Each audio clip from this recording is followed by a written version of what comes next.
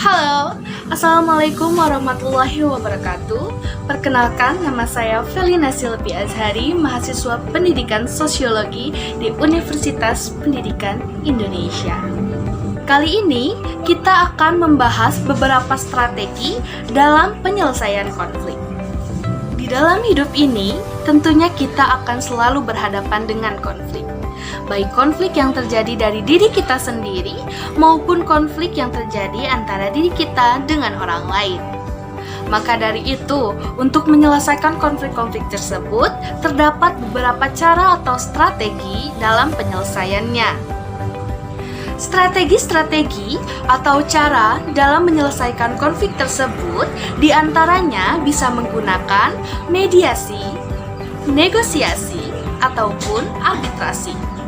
Lalu, apa sih pengertian dari mediasi, negosiasi, ataupun arbitrasi itu?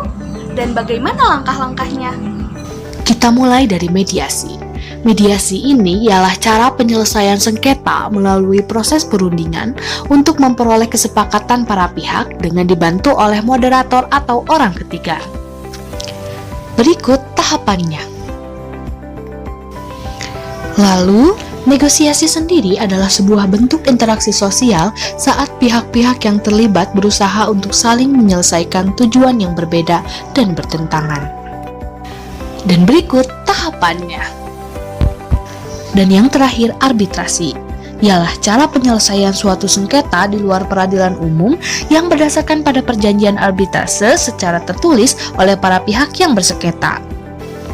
Dan berikut tahapannya. Lalu, bagaimana sih penjelasan rinci dari tahapan-tahapan pada salah satu strategi tersebut? Dari ketiga penyelesaian tersebut, kita ambil negosiasi. Negosiasi ini memiliki beberapa tahapan. Tahap yang pertama ialah tahap persiapan. Di tahap ini, kita menentukan lokasi dan waktu untuk memulai negosiasi. Tahap ini juga memastikan bahwa semua fakta terkait dengan situasi yang diketahui. Juga mempersiapkan masalah yang akan dibahas agar waktu yang dilakukan efisien. Tahap selanjutnya ialah tahap diskusi. Tahap ini berupa mengajukan pertanyaan, mendengarkan, dan mengklarifikasi. Nah, setelah itu ada tahap klarifikasi tujuan. Tujuan, kepentingan, dan perspektif kedua pihak yang berselisih yang telah dibahas bersama perlu diklarifikasi sehingga dimungkinkan untuk membangun landasan bersama. Tahap selanjutnya ialah bernegosiasi bertuju pada hasil yang memenangkan.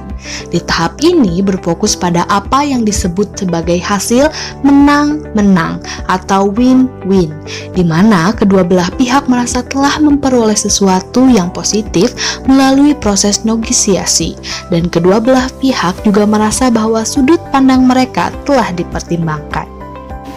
Nah, setelah itu ada tahap perjanjian, di mana kesepakatan dapat dicapai setelah pemahaman tentang sudut pandang dan kepentingan kedua belah pihak telah dipertimbangkan. Dan yang terakhir dalam tahapan negosiasi ialah melaksanakan tindakan dari hasil perjanjian. Dari perjanjian yang telah disepakati, tindakan harus diambil untuk mengimplementasikan keputusan perjanjian. Nah, sekarang kalian bisa menentukan strategi mana yang bisa menyelesaikan konflik kalian. Mungkin cukup sekian yang saya sampaikan. Mohon maaf bila ada kekurangan. Billahi taufiq wal hidayah. Wassalamualaikum warahmatullahi wabarakatuh.